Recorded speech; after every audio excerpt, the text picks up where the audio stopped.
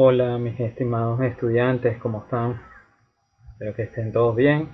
Y como les prometí, aquí les estoy haciendo llegar la clase referida al tema 2, la primera parte, y la cual consiste en la georreferenciación y los sistemas de posicionamiento.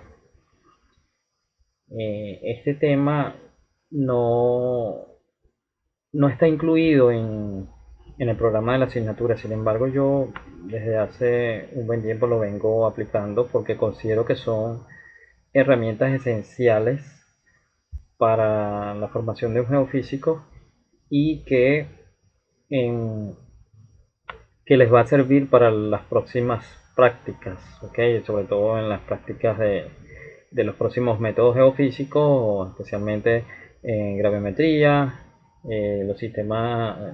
los métodos geoeléctricos, métodos sísmicos, ¿ok?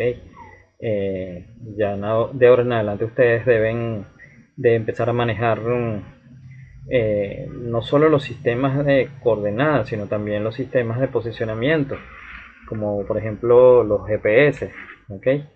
Y es importante que ustedes conozcan el por qué se deben utilizar o se debe conocer y se debe entender cómo funcionan em, los datum, los elipsoides, ¿okay? Los tipos de coordenadas, cómo se pueden cambiar entre un sistema de coordenadas a otro, no solamente en un GPS, sino también en un software, ¿ok? ¿Y por qué se debe hacer? ¿Cuáles son las razones de las cuales se debe conocer eso? Porque en muchas ocasiones se incurre en errores de posicionamiento mmm, causados porque no se dominan bien estos temas, ¿ok? En primer lugar, hablaremos de los sistemas de referencia geodésicos, ¿ok? Son sistemas de coordenadas prácticamente, ¿ok? Un sistema de referencia geodésico es más que un recurso matemático, ¿ok? O sea, una representación matemática que permite asignar coordenadas a puntos sobre la superficie terrestre. Este, las aplicaciones de estos sistemas de referencia generalmente son en el área de la geodesia, la cartografía, los sistemas de navegación y los sistemas de posicionamiento satelital, ¿ok? Este, Esto nos permite hacer una buena georreferenciación de diferentes elementos en un mapa o en la superficie terrestre, ¿ok? Este, y esto es fundamental saber porque, como ustedes saben, siempre se nos ha explicado que, bueno, que la Tierra, o se nos ha hecho entender que la Tierra no es una esfera perfecta, sino que tiene una cierta forma achatada en los polos, ¿ok? ¿Qué tanto es eso? Pero de alguna manera esa representación este, mm, es importante conocerla, ¿ok? Para evitar incurrir en errores. Ok, dentro de los sistemas de referencia geodésicos existen los sistemas locales, los cuales utilizan un elipsoide determinado y un datum, ¿ok? Y también están los sistemas globales, como por ejemplo los sistemas geográficos, o sea, los sistemas de coordenadas geográficas, los cuales utilizan eh, una terna rectangular, por ejemplo, datos, valores X, Y y Z, cuyo origen se encuentra en el centro de masa terrestre, ¿ok? Para definir las coordenadas geodésicas o geográficas, también se les suele decir, se necesita conocer lo que son las latitud, la longitud y la altura de un determinado punto, ¿ok? Pero también, además de esa información, también se necesita conocer un elipsoide, o sea, el elipsoide al que se está utilizando, ¿ok? Y ese elipsoide va a representar de una forma muy aproximada a la superficie de la Tierra. En realidad, tanto el centro como los ejes de dicho elipsoide, ¿ok? No los podemos acceder en la práctica porque obviamente están en el interior de la Tierra, ¿ok? Pero esta representación es muy útil para poder precisar estos puntos sobre la superficie de la Tierra y en un mapa. ¿Ok? La localización de un punto sobre la superficie de la Tierra podemos llevarla a cabo mediante sistemas de coordenadas esféricos, como por ejemplo las coordenadas geográficas, o también los sistemas de coordenadas proyectadas. Y un ejemplo de ello es las coordenadas, los sistemas de coordenadas UTM, ¿ok? Que los veremos más adelante en esta misma clase. Hay otros más, ¿no? Pero digamos que estos son los más utilizados, ¿ok? Ambas representaciones deben cumplir especialmente los siguientes requisitos. Que las coordenadas de un punto debe tener un valor único. Esto es importantísimo, obviamente, porque no pueden haber más de una coordenada para un mismo punto. ¿Ok? El sistema de coordenado empleado debe estar perfectamente identificado, o sea, si se va a utilizar coordenadas geográficas, si se va a utilizar coordenadas UTM, o sea, coordenadas geodésicas o coordenadas proyectadas, por ejemplo. Y se debe permitir referenciar la coordenada Z, ¿ok? La coordenada Z en este caso es la altura, ¿ok? Que pueden ser referidas a través de un punto geocéntrico, o sea, un punto que se encuentra en el interior de la Tierra, que vendría asociado al centro de masa terrestre, o también referido a un nivel de referencia, como por ejemplo puede ser el nivel medio del mar, ¿ok? Estas son dos representaciones que se pueden utilizar de la coordenada Z, que es referida a la altura. Las coordenadas geográficas son un sistema de referencia que permite cada ubicación en la Tierra, ¿ok? Que cada ubicación de un punto sobre la superficie terrestre, ¿ok? Estas coordenadas se eligen en general de manera que dos de las referencias representan una posición horizontal, como pueden ser la longitud y la altitud, la longitud y la latitud, ¿ok? Y también deben utilizar un valor para representar la altura, ¿ok? Un sistema de coordenadas angulares esféricas o esferoides cuyo centro es el centro de la Tierra, ¿ok? Y suelen expresarse en grados sexagesimales. Esto se refiere a la longitud y la latitud, ¿de acuerdo? Entonces, por ejemplo, aquí tenemos en la figura que están representadas, tenemos una representación del globo terráqueo, ¿okay? En el cual podemos visualizar estas líneas que nos van a representar lo que conocemos como los meridianos y los paralelos, ¿okay? Los meridianos, en este caso, son especie de líneas circulares, pues, que rodean la Tierra y que pasan por los polos, ¿ok? Y ellas nos definen, o sea, nos dividen el globo terrestre o sea, cada meridiano nos divide el globo terrestre en dos partes porque justamente pasa por el eje terrestre. ¿Ok? En el caso de las latitudes, son también líneas circulares, pero en este caso son paralelas y son paralelas al ecuador, ¿ok?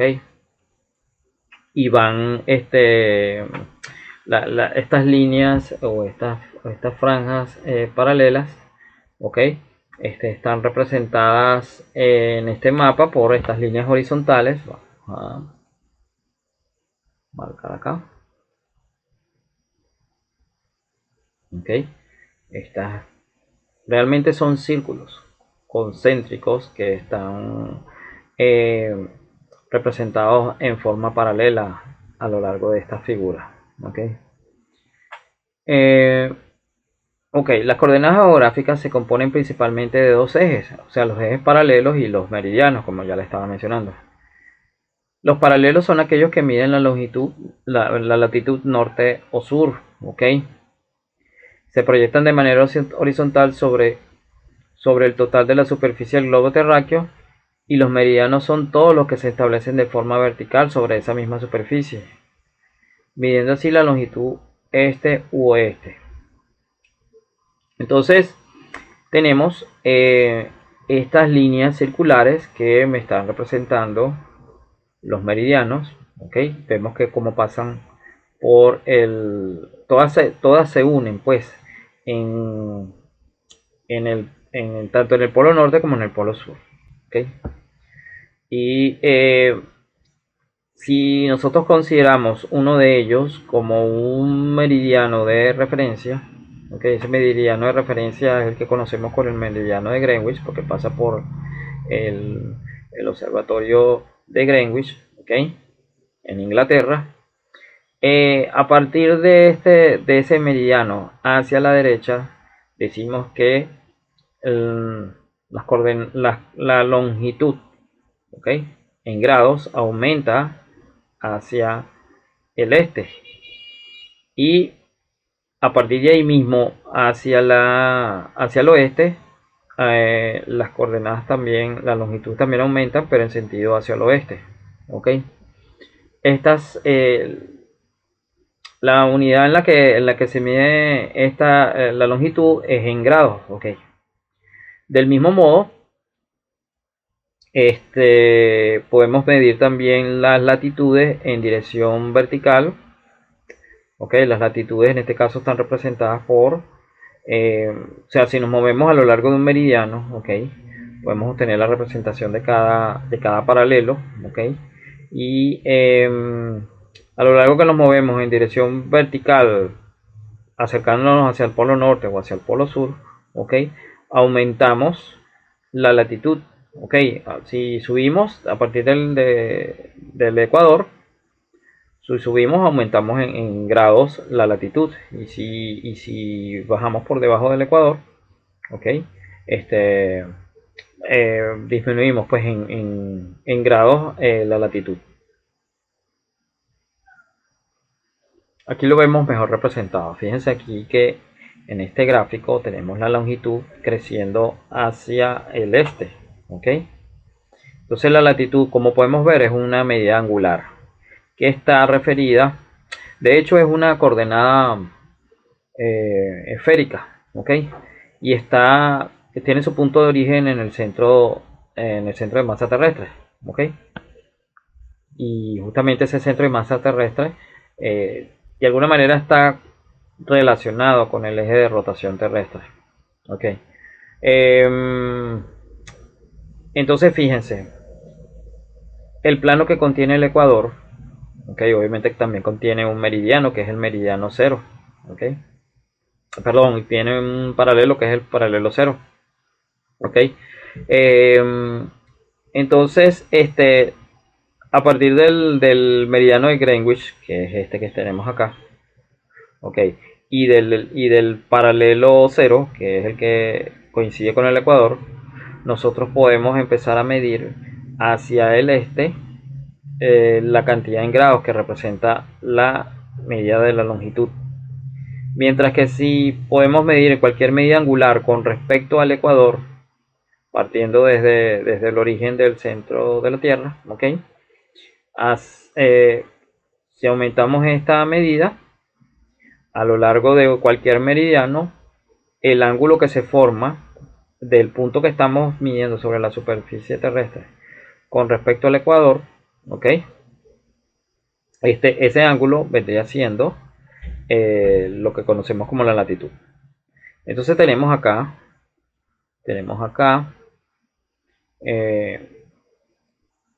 la longitud, ¿ok? Tenemos la longitud, que es esta medida de aquí a acá, y tenemos la latitud, que es esta medida de aquí a acá, ¿ok? Esta es la latitud y esta es la longitud.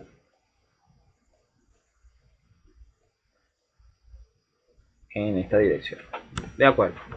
Entonces la latitud, ¿ok? De un punto en la superficie terrestre es el ángulo entre el plano ecuatorial y la línea que pasa por este punto y el centro de la Tierra, ¿ok? Todos los puntos con la misma latitud forman un plano paralelo al plano del ecuador, ¿ok? Por ejemplo, en este caso ya dijimos que este es el paralelo cero, ¿ok? que coincide con de hecho es el ecuador. Ok, entonces cualquier, cualquier plano paralelo al plano que contiene el ecuador es un paralelo. Ok, es un paralelo. El ecuador, bueno, como ya vimos, es el paralelo cero y divide el globo en hemisferios norte y el hemisferio sur. Este es el hemisferio norte, el hemisferio sur, ya eso ustedes los conocen, simplemente lo estamos repasando. En el caso de la longitud, la longitud de un punto sobre la superficie de la Tierra es el ángulo entre el meridiano de referencia y el meridiano que pasa por dicho punto. ¿Ok? Entonces, dijimos que siempre se suele utilizar, o sea, como en el sistema geográfico, el meridiano cero como el meridiano de referencia, ¿ok? Que es el que coincide con el meridiano de Greenwich, ¿ok? Y está ubicado en el observatorio de Greenwich en Inglaterra. Este primer meridiano determina los hemisferios este y oeste, ¿ok? Las líneas de longitud forman semicírculos máximos que pasan por los polos y se llaman meridianos. Ok, en este caso todas estas líneas circulares que pasan por los ejes, incluyendo el meridiano cero, por los ejes y contienen el eje de rotación terrestre, pero también contienen los polos. Ok, esos son los meridianos, que son cada una de estas líneas que observamos acá. Ok.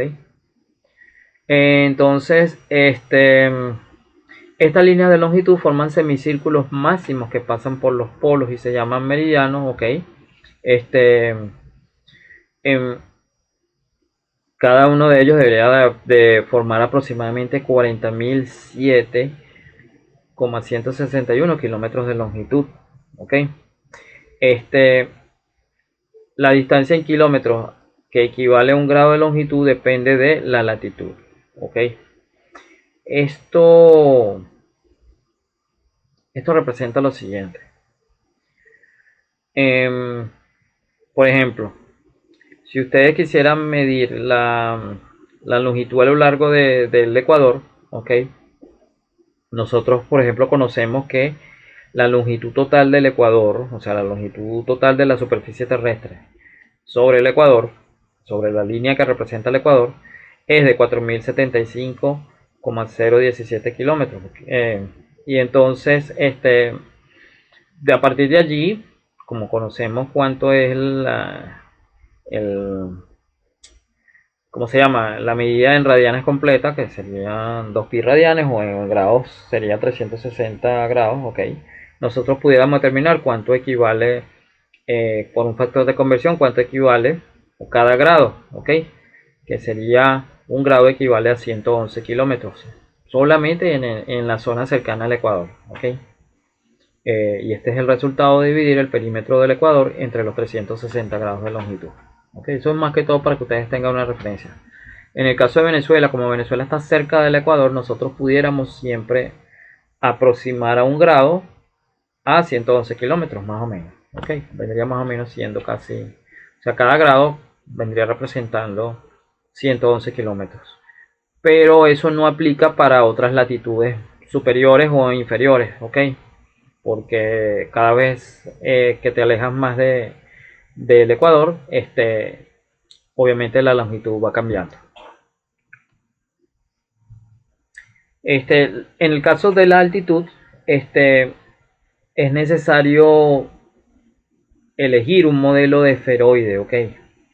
Que represente la Tierra. ¿Qué significa esto? O sea, el esferoide, recuerden que la Tierra ya dijimos que no es una esfera perfecta, ¿no? Entonces se han creado modelos matemáticos que aproximen la Tierra a una esfera o a un esferoide o también a un elipsoide, que son términos equivalentes, ¿ok? Entonces, pero digamos que los geodestas en inicio ¿cómo se llama? De los primeros estudios geodésicos, en distintas partes del mundo se crearon diferentes modelos matemáticos que representaran la superficie terrestre. Entonces por eso existen O sea, históricamente existen varios modelos de elipsoides, ¿ok? O de esferoides. Entonces, dependiendo de cuál elijas, obviamente las alturas no van a ser las mismas y tampoco van a ser las mismas las coordenadas. Es por eso importante conocer esta información en esta clase, ¿ok? Porque no va, o sea, dependiendo del modelo que nosotros tomemos, va a ser válido para una región, pero no va a ser válido para otra, ¿ok? Si todo lo referimos, por ejemplo, el caso de Venezuela, chévere, o sea, todo, si todo lo hacemos bien, o sea, con los datos y esferoides que utilizamos en Venezuela, siempre son válidos, pero si nos dirigimos a otra región del planeta, obviamente tendríamos que utilizar otro y tendríamos que estar informados sobre cuáles son los que deberíamos usar en otras regiones. ¿Ok? Este, ok. Se suelen utilizar diferentes, en el caso de los sistemas de coordenadas proyectados, se suelen utilizar diferentes sistemas, ¿ok? O diferentes métodos. Eh, Debido a que, o sea, cuando ustedes quieren representar una, una región, ¿verdad? En un papel, obviamente un papel es plano, pero por ejemplo el planeta o la Tierra es una superficie curva, pues una superficie que no es plana, pues. Entonces cuando se tratan de llevar esa información de la superficie terrestre a un mapa, obviamente van a haber distorsiones, ¿ok? Este, pero eso lo corrigen cuando uno aplica diferentes tipos de sistemas proyectados, ¿ok? Lo importante es saber qué sucede cada vez que utiliza un sistema de coordenadas proyectado. Entonces, debido a la dificultad de realizar mediciones en coordenadas esféricas, los datos geográficos son proyectados en un sistema de coordenadas plano, ¿ok? Por ejemplo, tenemos la esfera, ¿ok? Proyectada sobre una superficie plana, ¿ok? Entonces, como vemos acá, aquí lo podemos ver esa superficie esférica proyectada sobre un cono, ¿ok? Entonces, después, si lográsemos aplanar ese cono, o sea, abrirlo por uno de los extremos y representarlo en una superficie plana, ¿ok? Eh, entonces lo que obtendríamos sería una representación proyectada cónica, ¿ok? Lo mismo podríamos hacer con un cilindro, o sea, si tomamos un papel y rodeamos la esfera y proyectamos toda la superficie terrestre sobre ese papel y luego abrimos ese papel, entonces la representación obviamente va a ser diferente a la cónica, ¿ok? Pero cada una de las regiones del planeta estarían proyectadas en ese papel que fue que antes estaba envolviendo de forma cilíndrica a esa superficie esférica. Y en el caso de la superficie planar también, ¿ok? Tenemos una superficie esférica, pero a la cual se proyecta especialmente la zona de los polos, ¿ok? Entonces, también habría otra representación, que en cada una de ellas serían representaciones diferentes. Sobre un plano, las posiciones son indicadas por el par de coordenadas XY sobre una grilla con el origen en el centro de la misma. Cada posición tiene dos valores, uno indicando su posición horizontal y otro su posición vertical, ¿ok? Obviamente las coordenadas del centro de esa proyección, como cualquier sistema de coordenadas, siempre van a ser el centro 0, 0, ¿ok? En el caso de un sistema planar, las ventajas que tiene es que las medidas de las distancias a ángulos de área se mantienen constantes a lo largo de dos direcciones. Y bueno, entonces tenemos cada una de esas representaciones cilíndricas, planares y esféricas. En el caso de la proyección cónica, es muy útil en la representación de las zonas templadas, o sea, las zonas que están por encima de los trópicos y cercanas hacia los polos. ¿Ok? En el caso de la proyección cilíndrica, la representación es muy buena en la zona del Ecuador. ¿Ok? Pero a medida que te alejas del ecuador y te acercas hacia los polos, ya empiezan a haber distorsiones, ¿ok? Porque obviamente como tú proyectas una zona que está más lejos de acá, hacia la superficie del cilindro, y que conserve cierto paralelismo, cierta anchura, pues no es fácil, pues no es fácil que se mantengan las proporciones de las dimensiones cuando tú proyectas una superficie esférica sobre una superficie plana, ¿ok? Pero este caso es el mejor sistema para representar la zona del ecuador y los trópicos, ¿ok? No así en las zonas cercanas de los polos. En el caso del azimutal, planar o cenital, ¿ok?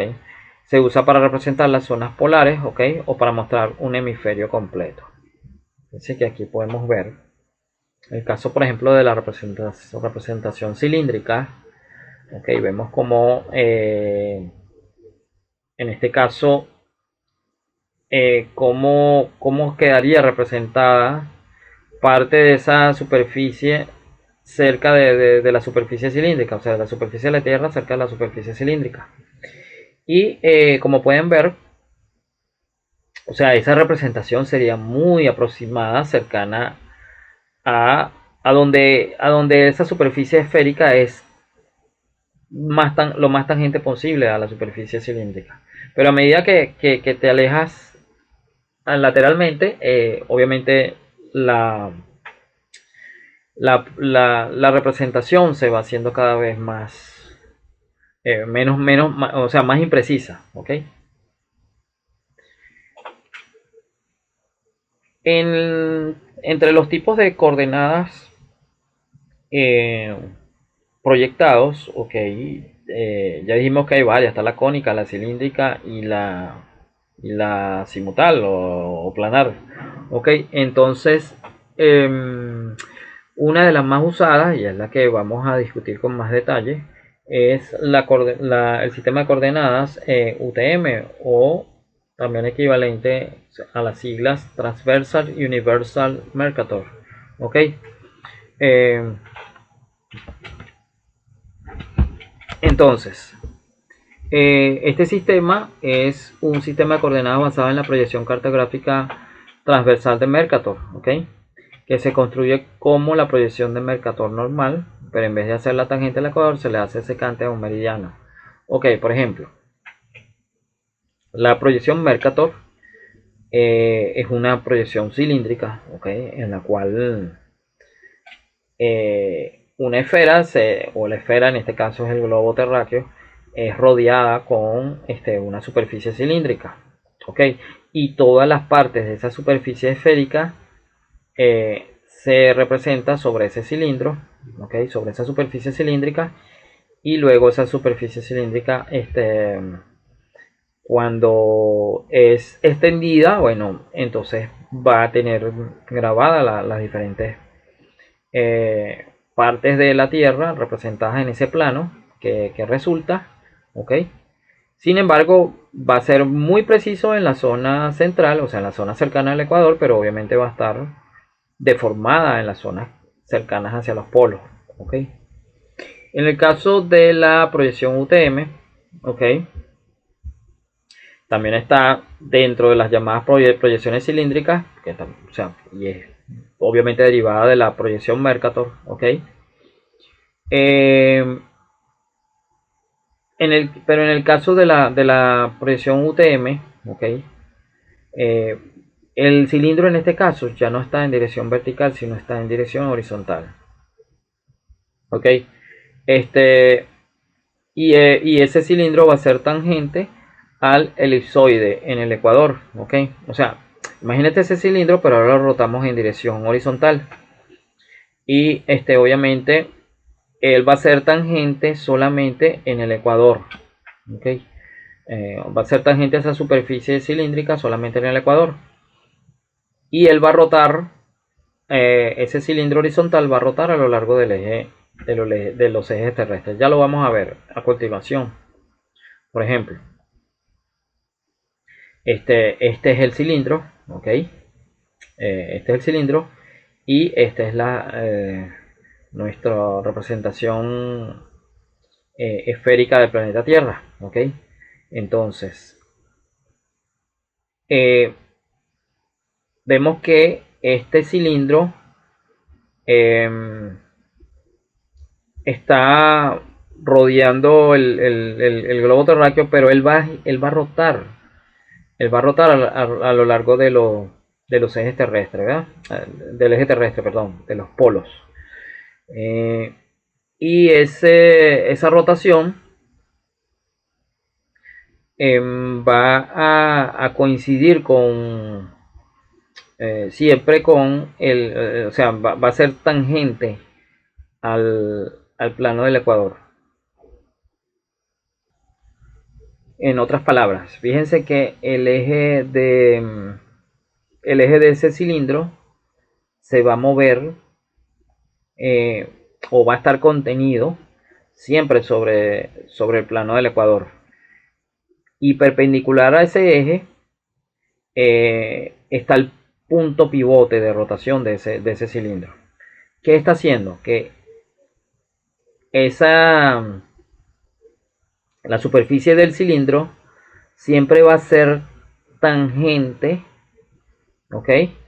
A algún meridiano de la Tierra, ¿ok? Va a ser tangente tanto en dirección vertical y también en dirección horizontal, pero solamente en un solo punto, que es un punto en donde toca a ese meridiano y a ese ecuador, ¿ok? Entonces, esta representación de esta forma va a ser que siempre o sea, la medida siempre sea precisa si nos encontramos cerca de un par de meridianos. O sea, digamos que esta es la zona, la franja que se ha tomado como más cercana a esta representación, pues, de esta proyección. Y entonces esta región la vamos a llamar uso, ¿ok? Que en este caso ese uso está representado por dos meridianos, los cuales están separados 6 grados de diferencia, ¿ok? Pero fíjense que cada vez que ese cilindro rota, siempre va a coincidir con un par de meridianos que están distanciados cada 6 grados, ¿ok? Entonces, podemos decir acá que las coordenadas UTM fueron diseñadas para uso mundial y cubre casi toda la superficie del geoide, ¿ok? Tanto en el sentido de la latitud como en el sentido de la longitud, ¿ok? Esto es importante. Eh, Sin embargo, no cubre toda el área completa, sobre todo especialmente cercana a los polos, ¿ok? Ya que abarca desde los 84 grados de latitud norte, o sea, desde más o menos por acá arriba, ¿ok? Hasta los 80 grados de latitud sur, ¿ok? Como hasta por acá. Eh, y en ese caso, también de este a oeste va desde los 180 grados de longitud oeste hasta los 180 grados de latitud, de la longitud oeste hasta 180 grados de longitud este. Este, obviamente, se ha tomado el meridiano de referencia de Greenwich como el meridiano de referencia para el inicio de esta, o sea, como el centro, pues, de esta proyección, o como centro de coordenadas. Ok, si seguimos la dirección oeste-este a partir de este meridiano, ok, podemos decir que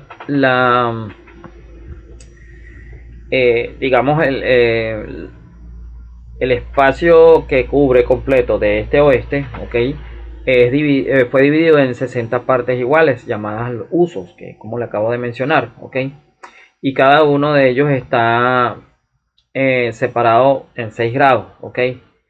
Están referidos obviamente al meridiano central de cada uso, ok. Estos meridianos que yo representé aquí en color rojo están referidos a un meridiano central, ok. Obviamente ese meridiano central está a 3 grados de cada meridiano lateral. Okay. Cada uso UTM también está dividido de sur a norte en 20 zonas o bandas que van desde la letra C en el sur, ¿okay?, hasta la letra X al norte. ¿Okay? En el caso de las zonas C y M que están en el hemisferio sur, y las zonas N y X están al norte, ¿ok? Al norte del Ecuador, ¿ok? Es decir, en el hemisferio norte. Una de las reglas mnemotécnicas que podríamos utilizar es que, por ejemplo, en el caso de aquellas zonas que están por encima, o es decir, al norte de la zona N, todas son o todas pertenecen al hemisferio norte. ¿Okay? Las primeras 19 zonas de CAW están separadas o tienen una altura de 8 grados cada una. Sin embargo, la zona 20 o la zona X, ¿okay?, tiene una altura de 12 grados. Es la única que tiene 12 grados.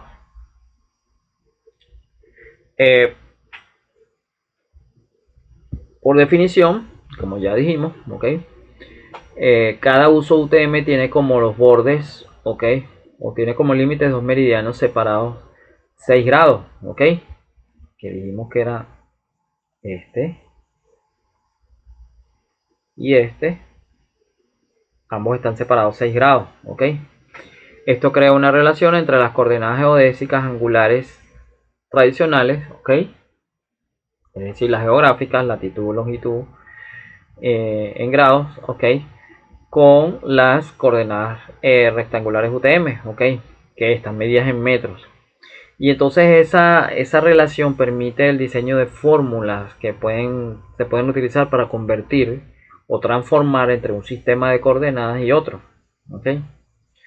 No es complejo, pero o sea, no es difícil hacer la transformación, pero es un proceso largo.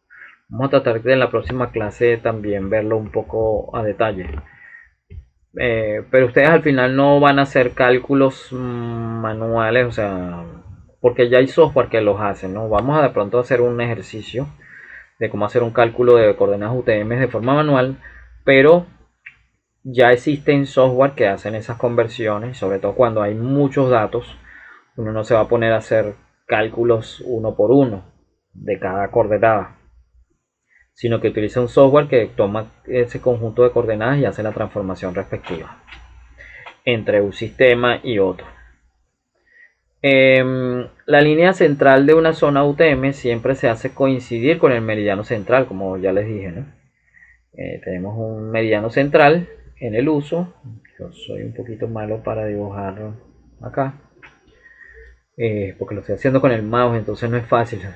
Inclusive con un lápiz óptico pudiera ser un poquito mejor, pero bueno, tenemos un meridiano central que se hace, que obviamente separa a los límites del uso, ¿ok? A una separación de 3 grados a cada lado, ¿no? A 3 grados a cada lado del meridiano central. ¿Ok? Y este meridiano define el origen de cada uso. ¿Ok? Cada uso tiene su propio origen y justamente es el meridiano central de ese uso. Fíjense, aquí vemos un mapa completo en coordenadas UTM de todo lo que es los continentes que están, continentes y países que conforman la Tierra. ¿Ok? Entonces fíjense, aquí podemos ver diferentes franjas horizontales y verticales. Cada franja horizontal que está separada cada 6 grados representa un uso, ¿ok? Y están numerados con los números 1, 2, 3, 4 desde oeste hacia el este. Fíjense que el uso 1 está, o sea, inicia prácticamente en el meridiano de Greenwich, pero digamos en el antimeridiano de Greenwich, que pasa por el Océano Pacífico, ¿ok? es decir, la parte posterior del meridiano de Greenwich, ¿ok? Desde ahí parte el uso cero. Y no, perdón, quise decir, sí, exacto, es antimeridiano de Greenwich, parte del uso cero, ¿ok? Y termina también en el lado oeste del mismo antimeridiano de Greenwich, ¿ok? En el uso 60, ¿ok? Bien, si se ponen a ver, dijimos cada uso está separado 6 grados, ¿no? Cada 6 grados de oeste a este, ¿ok? Siempre es creciente. Los usos siempre van creciendo de oeste hacia este. En el caso de las zonas, que son las franjas horizontales, van representadas con letras. Partiendo de la letra C, ¿ok? A menos 80 grados de latitud, ¿ok? Y van aumentando progresivamente las letras C, D, E, F, G, ¿ok? Hasta que llegamos a M, justo por debajo del ecuador. Luego sigue la letra N, justo por encima del ecuador. Luego P, Q, R, S, hasta llegar a la X, que que es entre los 72 grados y 84 grados, ¿ok? Cada zona UTM están separadas cada 8 grados, ¿ok? A excepción de la última, que ya dijimos, la X es de 12 grados, ¿ok? Si quisiéramos saber cuáles son las coordenadas UTM de, por ejemplo, la región polar, Ártica y Antártica, no se utilizan las coordenadas UTM, sino otro sistema de coordenadas que se llama el sistema de coordenadas UPS, ¿ok? Pero bueno, básicamente con este mapa ya tienen una idea de cómo son las coordenadas, cómo se representan pues las zonas UTM en el mapa o sea, en el mapa de los continentes terrestres. Okay. Fíjense, volvemos acá un poco más a detalle para ver las características de las coordenadas UTM. Ok, ya dijimos que cada meridiano, ok, están separados 6 grados. Entonces, por ejemplo, podemos decir, si supongamos que este es el meridiano de Greenwich, el que está al lado oeste, ok, y entonces a 3 grados hacia el este tenemos el meridiano central, y 3 grados más tenemos el meridiano que está más hacia el este, ok. Todo eso es un uso UTM. Aquí utilizamos el meridiano de Greenwich, ok, pero pudo haber sido cualquier par de meridianos que estén separados, o sea, digamos, cualquier par de meridianos principales, ok. Puede haber sido entre el 18 y el 19, entre el 20 y el 21, y así sucesivamente, ok. Pero cada uno tiene un meridiano central. Entonces, si vemos acá cómo se dispone la distribución numérica de los valores tanto en la dirección de la norte-sur como de este-oeste, ok, eso nos daría la representación de cada coordenada geográfica. Por ejemplo, vemos que en el extremo más al sur, ok, si vemos en dirección norte-sur, ok, el valor digamos de la latitud, pues, pero realmente es de la coordenada norte, ok, el valor más al sur, que se encuentra a los 80 grados sur de latitud, ok, ese valor sería, le podríamos asignar 0 metros, ok. Y a medida que vamos aumentando hacia el norte, pero acercándonos hacia el ecuador, obviamente las medidas van aumentando en longitud, ok. Van aumentando, van aumentando en distancia, ok. Y obviamente va aumentando la latitud, ok. Fíjense ahora, el valor máximo en el ecuador, si estamos en el hemisferio sur, sería 10 millones, perdón, 10 millones. Pero una vez que sobrepasemos el ecuador, nuevamente iniciamos en cero cuando estamos por encima, cuando estamos en el hemisferio norte. El ecuador nuevamente vuelve a ser 0 metros y volvemos a ascender en valores de distancia hasta llegar a los 10 millones de metros, o sea, 10 kilómetros, ok. 10 millones de kilómetros, o sea, 10.000 kilómetros. Entonces, esa sería la representación en las coordenadas norte-sur, tanto en el hemisferio norte como en el hemisferio sur, ok. En el caso del Ecuador, más o menos viene siendo igual, solo que en este caso, nuestro origen, que está situado en el centro del uso, okay, tenemos un meridiano central, que es el único punto donde coincide la dirección norte-sur geográfica, okay, con el meridiano del mismo uso, ¿no? Okay. Ese punto donde coincide con el ecuador, ¿okay?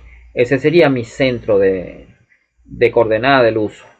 Pero fíjense, la distancia no es 0 metros en dirección este-oeste, sino que se le asigna un valor de 500.000 metros, es decir, 500 kilómetros. Eso es siempre. O sea, en cada uso, el meridiano central siempre va a valer 500.000 metros, ok, en el meridiano central. Quiere decir que hacia la izquierda el valor disminuye hasta alcanzar el meridiano oeste, y hacia la derecha el valor aumenta hasta alcanzar el meridiano que está más hacia el este, ok.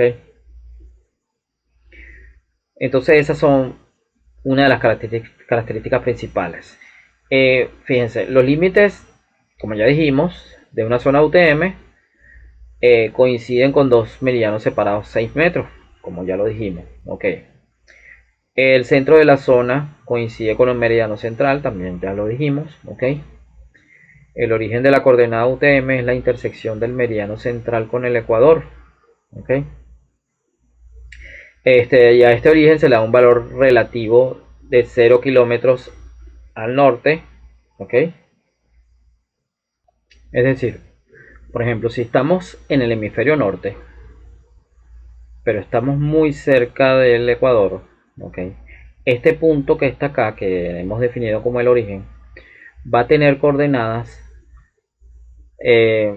de latitud, ok, 0 kilómetros, ¿verdad? 0 kilómetros norte, pero va a tener 500 kilómetros de longitud, ok, de longitud dentro de este uso. Pero si estuviéramos en el hemisferio sur, ese mismo punto, ok, va a tener 10.000 kilómetros de latitud norte, ok, y también va a tener 500 kilómetros de longitud este, ok. O sea, este es el punto que prácticamente tiene doble valor, ok, pero va a depender de si estás, o sea, de si estuvieras en el hemisferio norte o si estuvieras en el hemisferio sur, ok. En este caso sería indistinto nombrarlo de una manera o de otra, pero lo importante es en qué zona, en qué país te encuentras. Va a depender qué uso es el que te usa, qué uso es el que se tenga oficializado en ese lugar para que este tipo de ambigüedades no ocurran. ¿De acuerdo?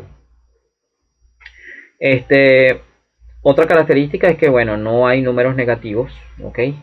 En las coordenadas UTM, ¿ok? Porque siempre son crecientes en dirección oeste a este, ¿ok? Y son crecientes también en dirección de sur a norte, ¿ok? Las zonas UTM se extienden desde el paralelo 84, que ya dijimos, ¿ok? El norte hasta el paralelo 80 grados sur, ¿ok? Dijimos también que hay 60 zonas UTM con 6 grados cada una que completan los 360 grados. Y otra característica, bueno, que por el tipo de proyección, que ya dijimos que es una proyección cilíndrica, las zonas UTM tienden a estrecharse cuando nos acercamos hacia los polos, ¿ok? Son más anchas, o sea, nuestra zona UTM siempre va a ser más ancha en la zona central, muy cercana al ecuador.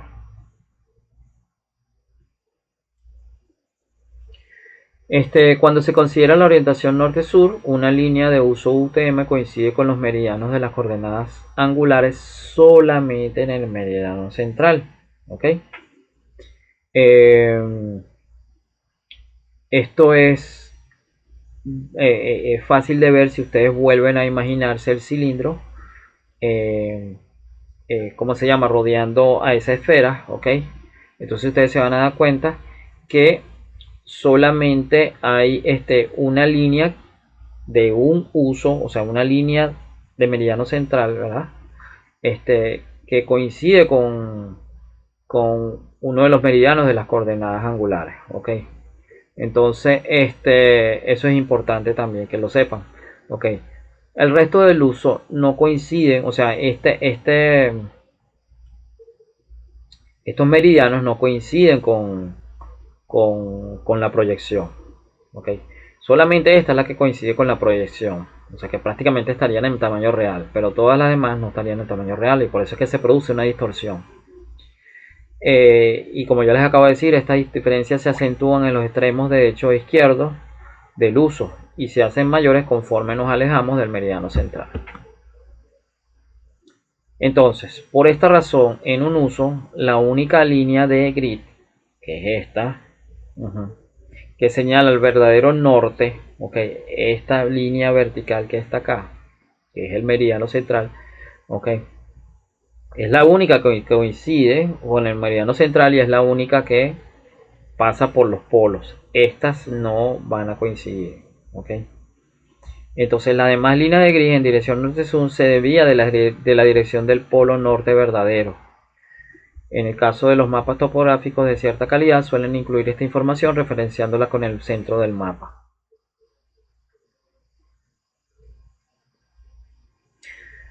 Vemos por ejemplo un detalle de una zona UTM que se encuentra, o sea, la zona, por ejemplo, la zona UTM 30, ¿no? Pero en la zona cercana al Ecuador, que obviamente en el Ecuador, si vemos los extremos de los meridianos, este es un meridiano y este es otro, digamos el meridiano 6 grados, el meridiano central, que es 3 grados, y el meridiano Greenwich, que es el meridiano 0, ¿verdad? Obviamente tenemos una separación entre los extremos de 6 grados, ¿ok? Entonces ya dijimos que el centro equivale a 500.000 metros, ¿ok? Entonces hacia la izquierda, si lo llevamos estas distancias angular o esta medida angular a distancia, tendríamos 166.008 metros hacia el oeste de ese meridiano central y tendríamos 833.992 metros hacia el este de este meridiano central.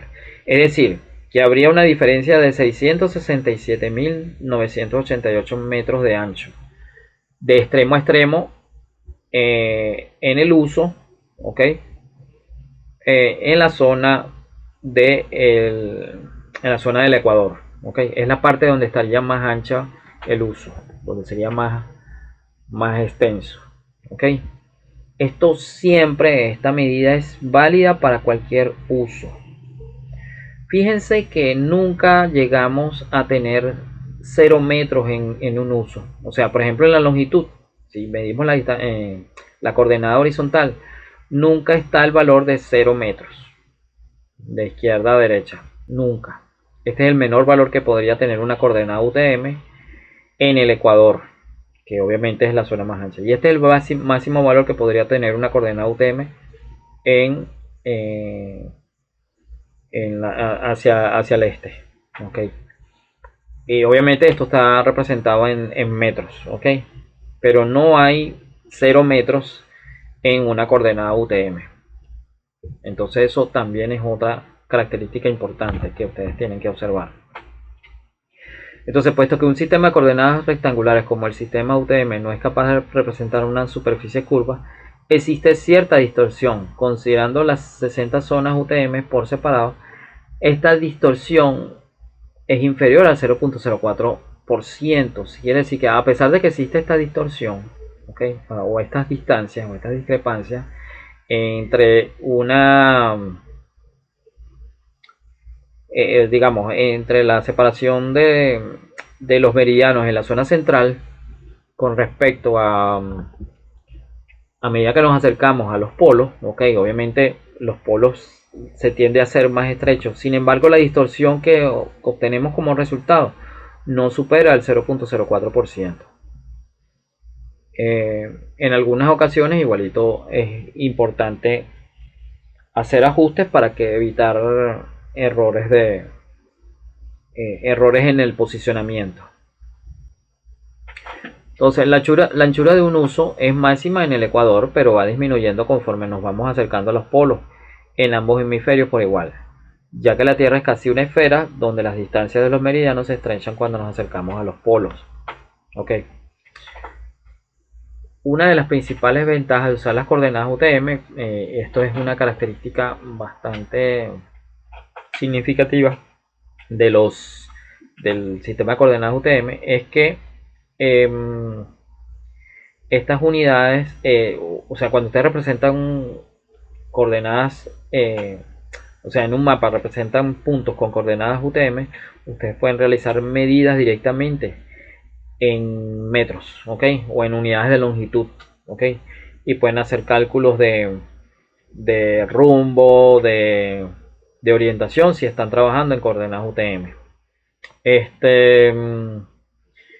Desventaja de usar las coordenadas UTM es que, por ejemplo,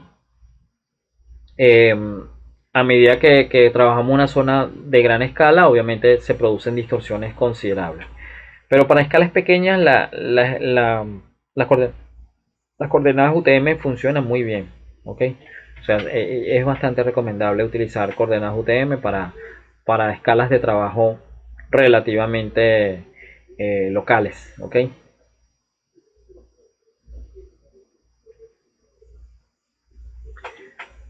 Bien, entonces, ¿cómo representamos una coordenada UTM? ¿Ok? Eh, la debemos representar de esta manera, ¿ok? Utilizando, o sea, un número para representar el uso, ¿ok? Siempre debe ir de primero. En este ejemplo estamos representando 19, ¿ok? Para representar el uso 19, seguido de una letra que representa la zona UTM. Entonces, en este caso, el uso representa eh, una identificación horizontal, mientras que la zona representa una identificación vertical, ¿verdad? Y luego vamos acompañado con un número de, por lo general, de 6 cifras, y acompañado con 2 decimales, por ejemplo. No siempre es así, va a depender también del dispositivo que se esté utilizando, pero digamos que pudiéramos colocar la medida en decimales. Entonces la coordenada quedaría representada en la coordenada por 6 cifras, ¿ok? 6 cifras enteras y cierta cantidad de cifras decimales. Y seguidamente una coordenada norte, ¿ok? Representada por lo general con un máximo de 7 dígitos, 7 cifras, pues, y también la misma cantidad de dígitos decimales. Ok, a veces se suelen utilizar o se suelen acompañar estos números con la letra E para indicar cuál es la este y cuál es la norte, pero por lo general no es necesario. No es necesario indicarla. Ya se sabe que la primera cifra o la primera cantidad representa a la coordenada este y la segunda representa la coordenada norte. Esto es importante saberlo para cada una de las coordenadas que se utilicen. En Venezuela los usos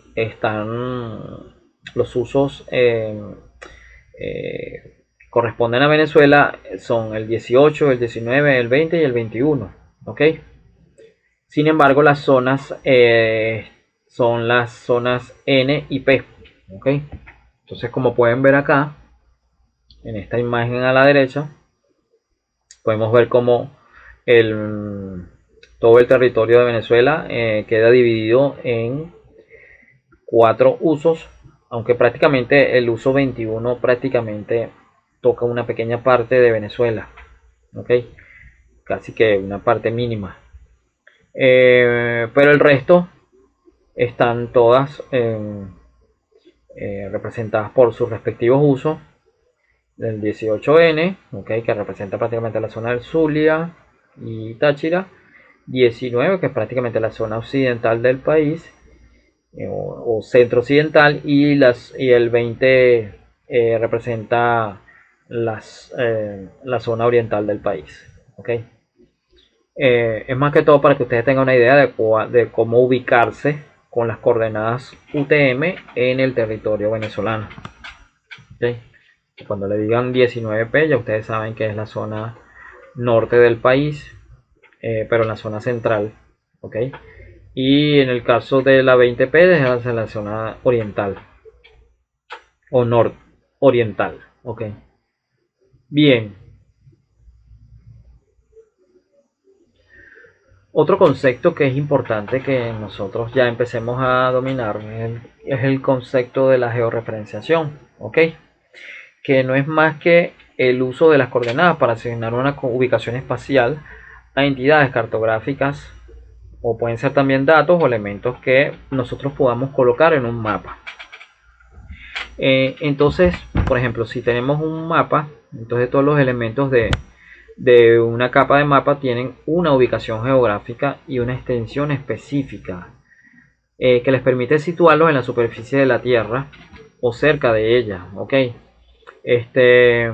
Por ejemplo, aquí vemos una imagen donde tenemos una superficie representada, pueden ser por distritos o cualquier eh, zona de interés, y vemos cómo la representamos a lo largo de un mapa, ¿ok? Un mapa sobre la superficie terrestre. Esta imagen a la izquierda, o sea, pudiera ser cualquier cosa y no tendría sentido, por ejemplo, sin ningún sentido geográfico, si uno no le da una georreferenciación. Del resto simplemente queda representado como un simple croquis, ¿ok? Pero cuando tú le asignas coordenadas a cada punto sobre esa superficie y lo colocas sobre un mapa, entonces ya queda totalmente georreferenciado. Y aquí a la derecha también podemos ver diferentes propiedades físicas, ¿ok? Medidas que se realizaron en una misma región, pero todas están georreferenciadas dentro de esa misma área, ¿ok? Son diferentes propiedades físicas que representan una misma área. Entonces, de esa manera también se puede hacer una georreferenciación. ¿Ok? Lo importante es que la característica que se esté midiendo quede bien representada en las coordenadas de un mapa, no solamente con coordenadas, sino también con un datum y con un sistema geodésico bien definido. Ya lo vamos a ver con más detalle. El proceso de georreferenciación, permite determinar la posición de un elemento en un sistema de coordenadas espacial, diferente al que se encuentra. Entonces, debido a ello, nosotros podemos tener prácticamente dos sistemas de coordenadas desde el punto de vista de cómo, o sea, cómo se representa. Pues, por ejemplo, el sistema de origen, o sea, tenemos un sistema de origen que es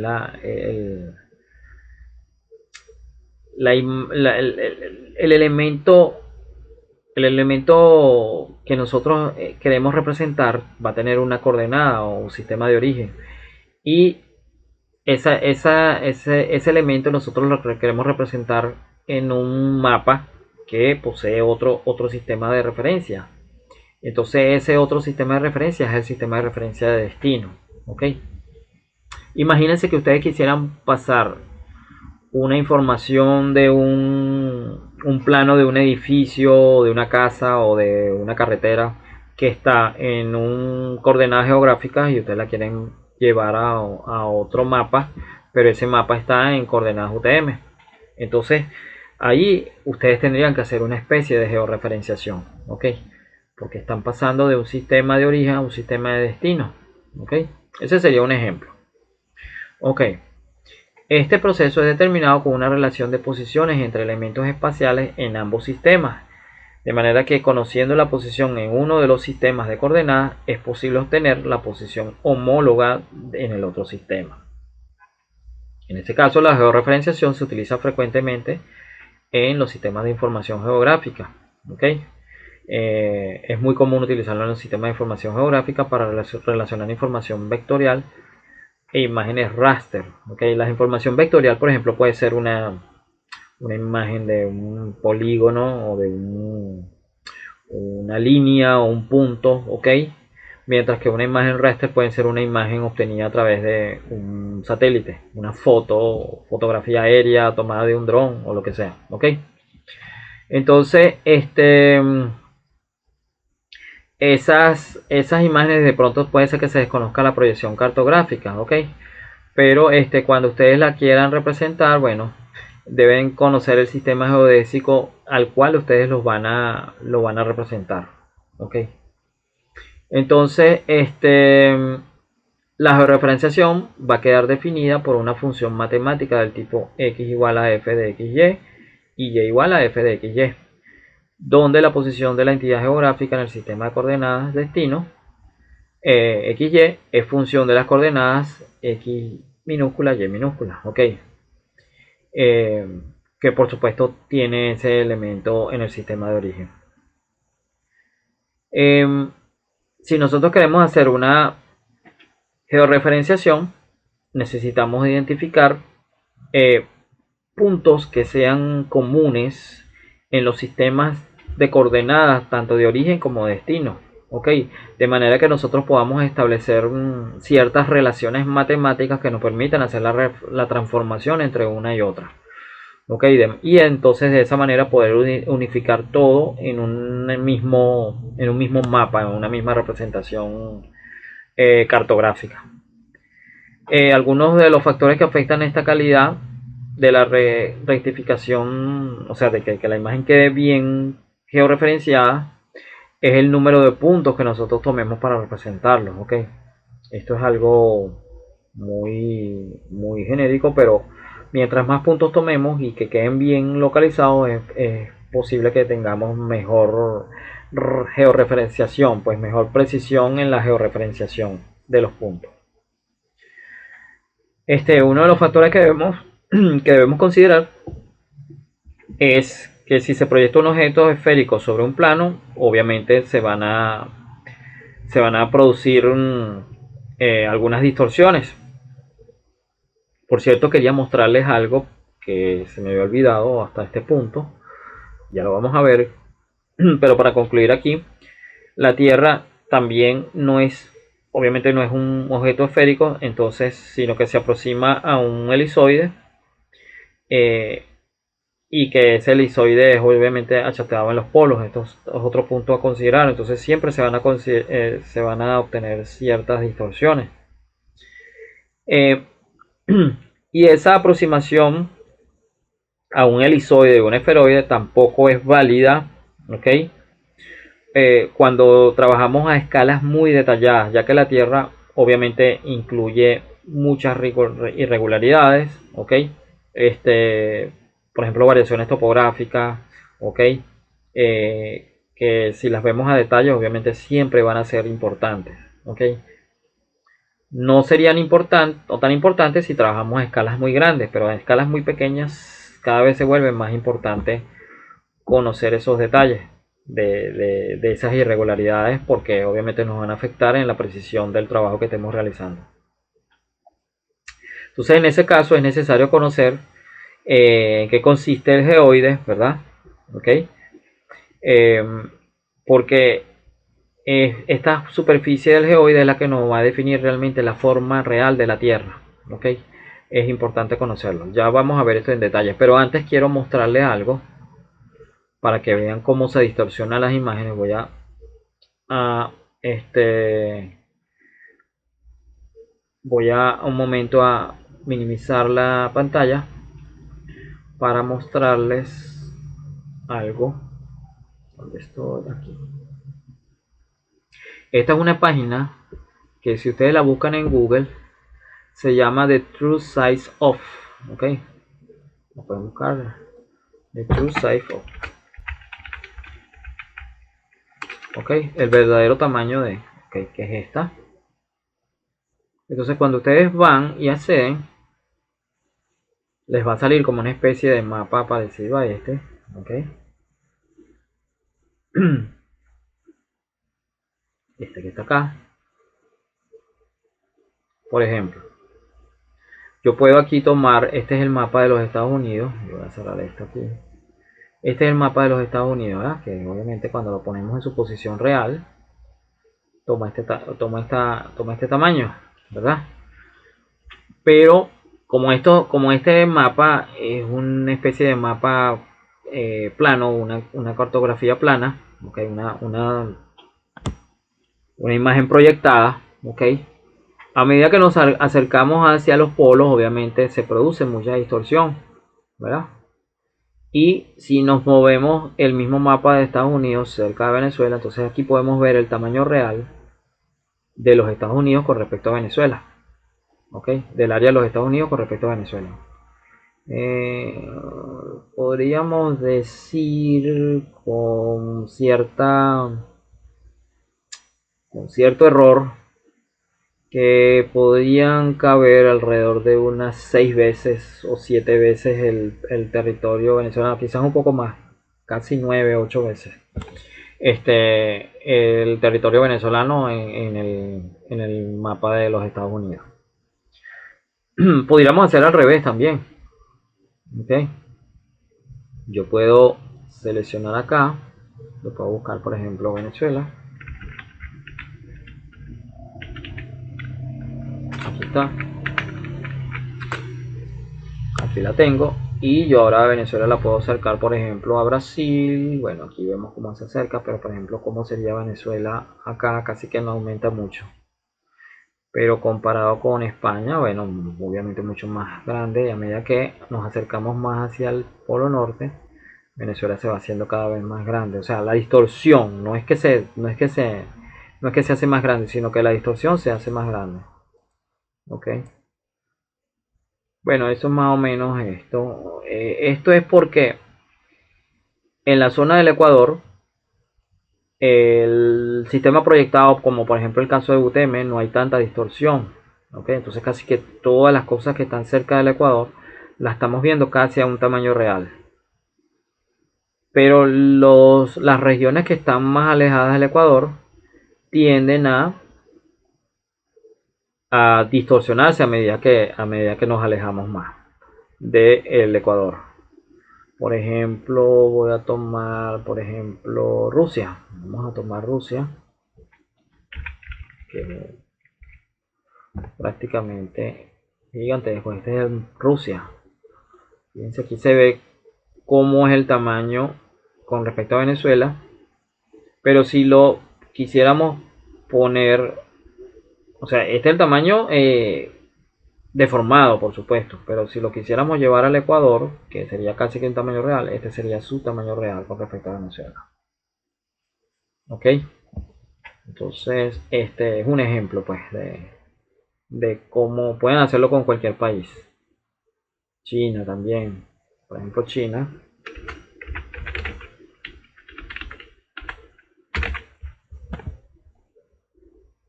también lo pueden llevar por acá. Y bueno, esto más o menos sería uno cree que China es, o sea, sí es grande, obviamente es bastante grande, pero no como uno cree que se observa en los mapas. Igual, si se fijan, mire la Antártida, se ve gigantesco. Vamos a buscar Antártida para que ustedes vean que no es tan así como se ve. ¿Ok?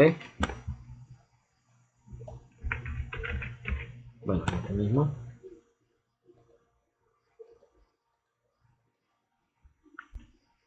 Aquí. Ok, este que está acá. Si lo quisiéramos llevar, mire el tamaño de la Antártida. ¿Ves? Si lo regreso, mire lo grande que se ve. Obviamente se ve muy grande. Pero, perdón, un momento. Entonces que se aquí está. Si lo llevamos para acá, aquí se ve grande. Pero si lo acercamos acá, este es el tamaño real de la Antártida. Bueno, esto es más o menos para que ustedes tengan una idea de cómo se deforman las regiones sobre la superficie terrestre cuando la llevamos a un sistema proyectado. Ok, entonces continuemos con la clase. Okay. Y bueno, por ejemplo, vamos a ver un ejemplo de georreferenciación, para que ustedes también tengan una idea de cómo es una georreferenciación. Yo aquí hice. Voy a ponerlo aquí. Ok. Entonces vamos a suponer que ustedes quisieran representar eh, sobre este mapa base, ok, una imagen que ustedes capturaron, por ejemplo, de un dron, ok, una imagen capturada de un dron que puede ser esta que está acá, ok, que es un área del Parque del Este en Caracas, ok. Entonces, si ustedes quisieran georreferenciar esta imagen sobre el mapa que les mostré anteriormente, lo que uno debería hacer es buscar puntos claves sobre esta imagen, puntos que ustedes puedan identificar fácilmente, tanto en esta imagen como en la anterior, de manera que les sirva de referencia, ¿verdad? Entonces, por decir algo, yo puedo identificar este punto acá con mucha facilidad, que es una esquina de una calle. También pudiera identificar este otro, que es un cruce también. Okay. Pudiera identificar este otro, que es como un puente que está acá. Pudiera identificar este otro también, que es como un distribuidor, una especie de redoma que hay allí. ¿Ok? Son puntos claves que yo puedo identificar en ese mapa o en esta imagen satelital. Recuerden, esta imagen satelital, si fue tomada de un dron, por ejemplo, el dron no tiene idea de cuál es la. Él simplemente tomó una foto, pero no. Y a pesar de que tenga un GPS, no necesariamente tiene que tener este la coordenada de cada uno de estos puntos que yo estoy mostrando acá. Pero yo los puedo ver, yo los puedo identificar visualmente. Y yo me puedo ir también a la otra imagen, identificar esos puntos también, ¿verdad? Cada uno de esos, identificarlos. Y aunque los mapas no estén a la misma escala, yo puedo ahora ajustar ambas imágenes conociendo estos puntos, porque yo también puedo conocer sus coordenadas, y a través de alguna relación que puede ser visual o que puede ser también matemática, yo puedo llevar esta imagen o la imagen anterior y colocarla encima de esta para hacer coincidir cada uno de esos puntos. ¿Ok? Entonces ahí tendría cada uno de esos puntos ya georreferenciados sobre la imagen anterior. Esto es un proceso de georreferenciación. O sea, prácticamente llevé una imagen de origen, ¿ok? Con un sistema de origen, un sistema de coordenadas de origen, lo llevé a otro sistema de coordenadas, ¿ok? Que es este otro que está aquí abajo, ¿ok? Y prácticamente conociendo puntos claves yo pude hacer una georreferenciación de esa imagen. Ustedes pueden hacer lo mismo con cualquier otras imágenes que ustedes tengan. Aunque no conozcan sus coordenadas, ustedes pueden identificar esos puntos claves y pueden colocarlos sobre un mapa base. Eso es un proceso de georreferenciación. Y así hay muchos ejemplos, pues, pero pueden hacerlo tanto de forma visual como de forma numérica. Si se conocen estos puntos claves o si se conocen eh, los puntos claves o los métodos de transformación respectivos. Ok. La geodesia. La geodesia es digamos que la ciencia, pues, que se encarga de estudiar la forma y el tamaño de la Tierra. y todas las ubicaciones de cualquier elemento sobre esa superficie. ¿Ok? Una de las tareas principales que tiene la geodesia es definir el geoide. Ese geoide no es más que una superficie hipotética, ¿verdad?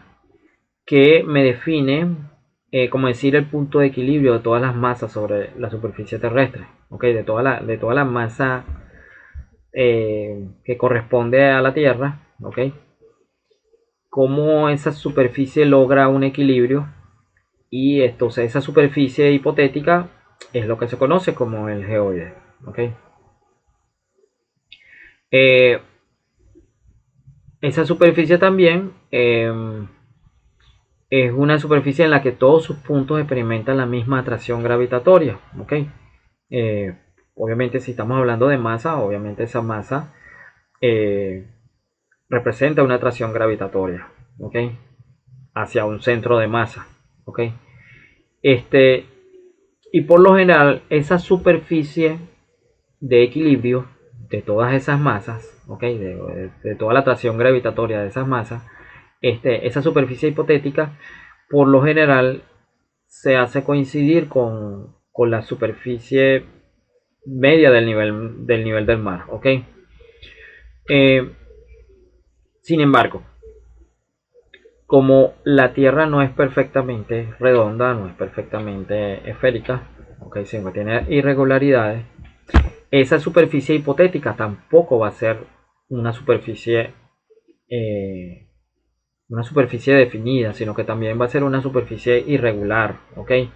Porque hay concentración de masas, de exceso de masas en una zona y hay déficit de masa en otra. Entonces por eso el geoide no es una superficie regular, sino que es una superficie totalmente irregular. ¿Ok? Entonces, debido a las diferentes densidades de los materiales que componen la superficie de la corteza y el manto terrestre y alteraciones debidas a los movimientos isostáticos, esta superficie no es regular, sino que contiene ondulaciones que alteran los cálculos de las localizaciones y las distancias. Fíjate que aquí en este dibujo podemos ver una representación aproximada de lo que vendría siendo el geoide. ¿Ok? Entonces, vemos que obviamente esto no es una superficie regular, sino es totalmente irregular. Entonces, el geoide, ya lo acabamos de mencionar, vendría siendo una superficie hipotética o teórica de la Tierra, ¿ok? La cual une los puntos que tienen igual gravedad, ¿ok?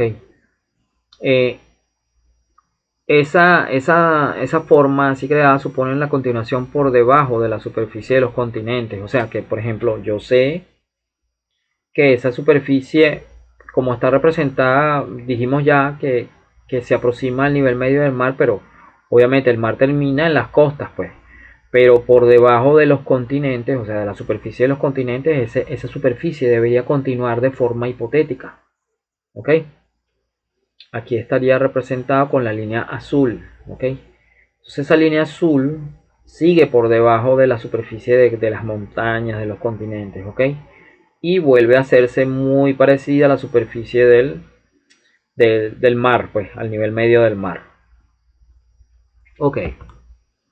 Entonces, la forma así creada supone la continuación por debajo de la superficie de los continentes, de la superficie de los océanos y de los mares, suponiendo la ausencia de los mares en el caso de los continentes, obviamente. Este, em, Suponiendo la ausencia de los mares con la superficie de los océanos en calma y sin ninguna perturbación exterior. O sea, aquí estamos obviando el efecto de los oleajes, por ejemplo, ¿ok? Y de alguna manera también las mareas, ¿ok? Entonces, como perturbaciones exteriores se encuentra la atracción de la luna, ¿ok? Las mareas y las interacciones de todo el sistema solar. O sea, todo eso que representan las mareas, los oleajes, ¿ok? Interacciones de todos los cuerpos celestes que de alguna manera afectan a la superficie terrestre, esas vendrían siendo distorsiones, ¿ok? Perturbaciones que se forman. Pero si obviamos esos efectos, entonces la superficie que resulta es lo que nosotros conoceríamos como, o que llamaríamos geoide. Entonces ya dijimos que es igual al nivel medio del mar, o sea, muy aproximado al nivel medio del mar, ¿ok? Y es perpendicular a la dirección de atracción gravitatoria. Es decir, esa superficie que nosotros vemos acá, ¿ok?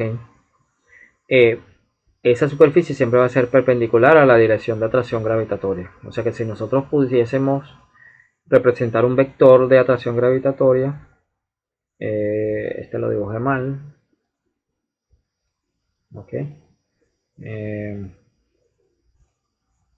Entonces tendríamos cierta atracción gravitatoria en, hacia cierta dirección. Por ejemplo, en el caso donde hay concentración de masa, va a haber mayor atracción gravitatoria, pero donde hay déficit de masa, va a haber atracción gravitatoria en otra dirección. ¿Ok?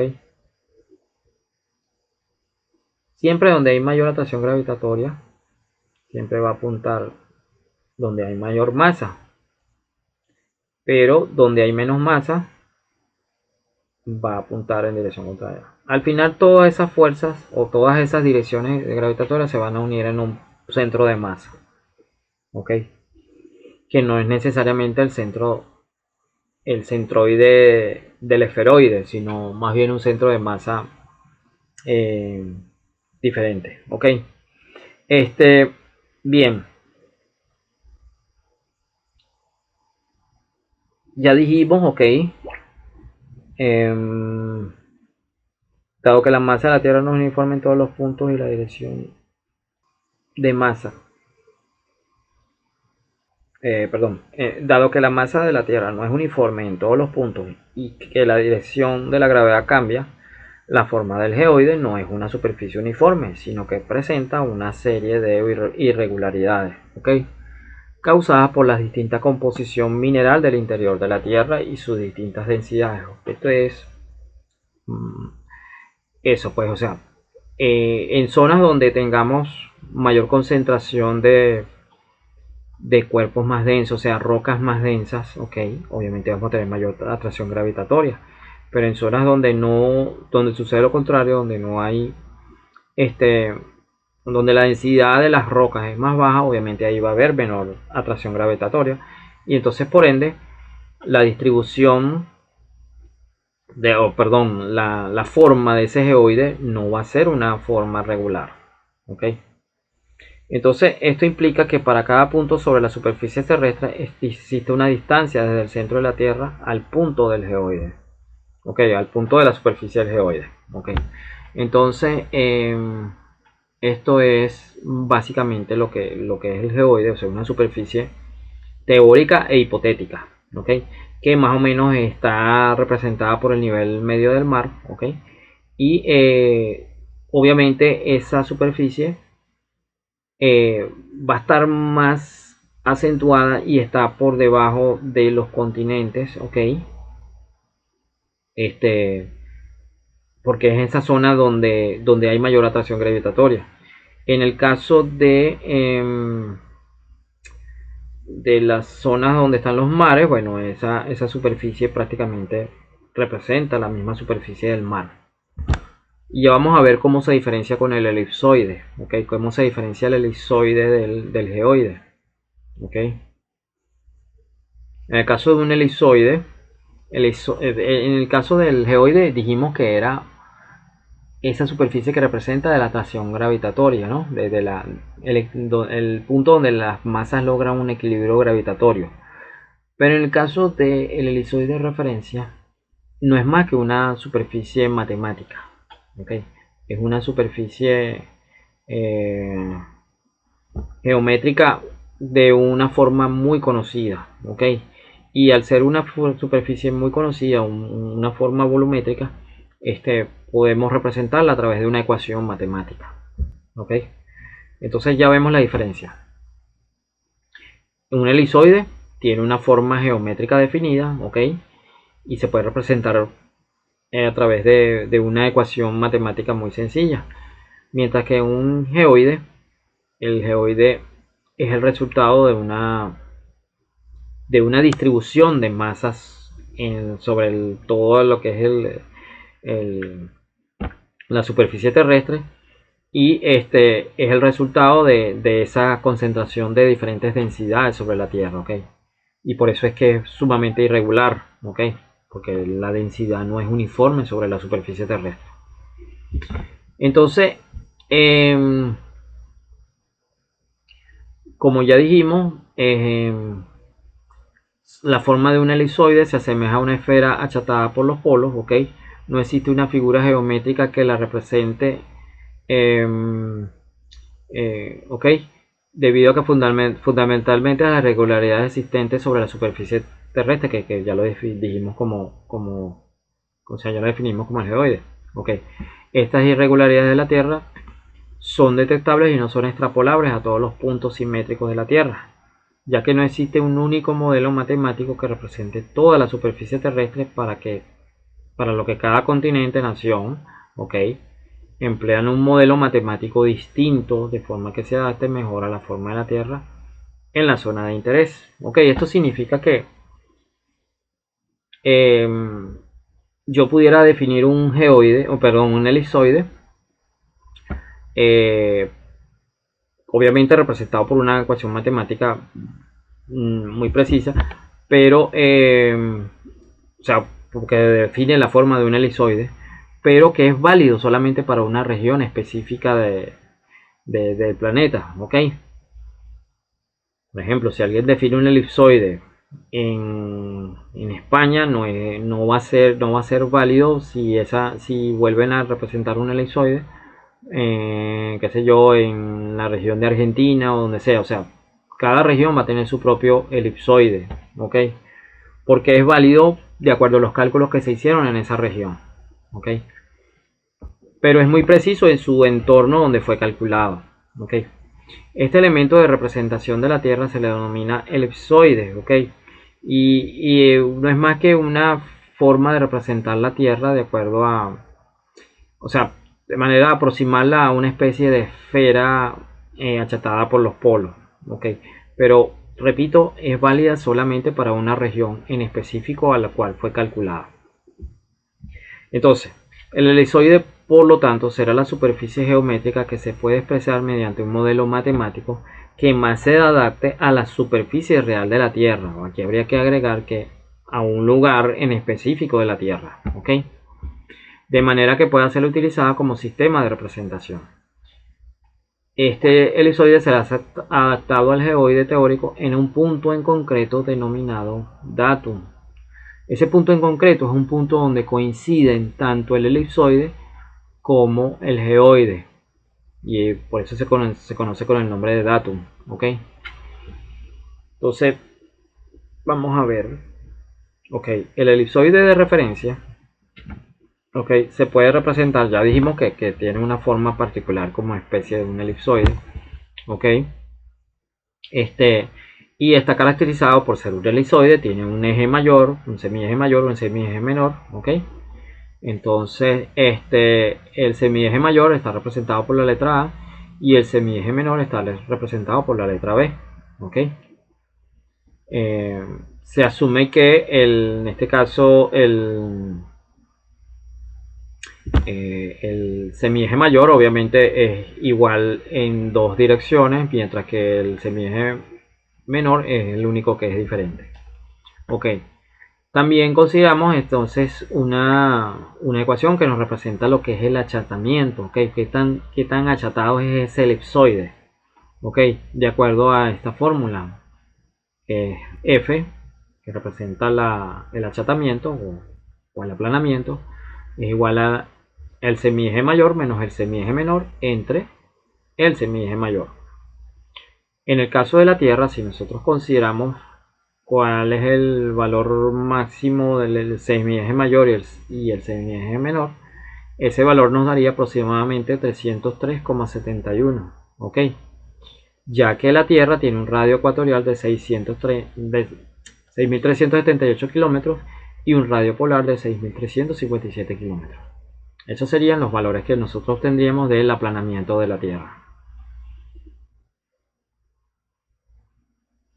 Entonces, conociendo esto, entonces la desigual distribución de la gravedad superficial e irregularidad de la superficie terrestre causa que existan zonas en la Tierra donde el geoide se encuentra por encima del elizoide. Ok, entonces ya dijimos que el elizoide es una superficie matemática, ¿verdad? Aquí está representado con una línea segmentada de color verde. Ok, pero es una superficie de forma conocida, obviamente es un elipsoide, ok, una especie de esferoide. En el caso del geoide ya dijimos también que él está por encima de los, o sea, esa superficie continúa por, o sea, se extiende, o sea, coincide con el mar, pero en las costas se sigue extendiendo hacia adentro del continente, ok, como esta forma que vemos acá. Pero ese geoide va a estar por debajo del elipsoide en la zona de los mares, pero en las zonas continentales ese geoide está por encima del elipsoide, justamente en los continentes, ¿ve? Como ven acá. ¿Cuál es la razón de ello? Bueno, que esta masa que está acá produce cierta atracción gravitatoria en esta dirección, ¿ok? Produce cierta atracción gravitatoria en esta dirección, ¿ok? Porque hay más concentración de masa en esa zona. Mientras que acá, en esta zona, más bien sucede lo contrario, hay como cierta divergencia de la atracción gravitatoria. ¿Ok? Entonces, es por eso que el elipsoide, el geoide está por debajo del elipsoide en la zona de los mares, mientras que en la zona de los continentes está por encima. Estas diferencias gravitatorias son causadas por composición terrestre, como ya dijimos, ¿ok? Aquí hay más concentración de densidades de todas las rocas presentes, ¿ok? En la zona de los continentes me refiero, ¿ok? Entonces, esas diferencias gravitatorias son causadas por composición terrestre y la presencia de una gran masa de agua en los océanos que causa una menor atracción y hace que por lo general el geoide quede por encima del elipsoide en la zona continental y por debajo en la zona oceánica, ¿ok? Que es equivalente a lo que acabamos de decir. Entonces, el otro término que necesitamos saber es el término conocido como el datum, ¿ok? El datum se define como un punto que es tangente tanto al elipsoide como al geoide, ¿ok? Imagínense las dos superficies, tanto el elipsoide como el geoide, en algún punto se hacen tangentes, en algún punto sobre la superficie terrestre se hacen tangentes. De hecho, hay muchas zonas sobre la superficie terrestre donde ambas superficies se hacen tangentes.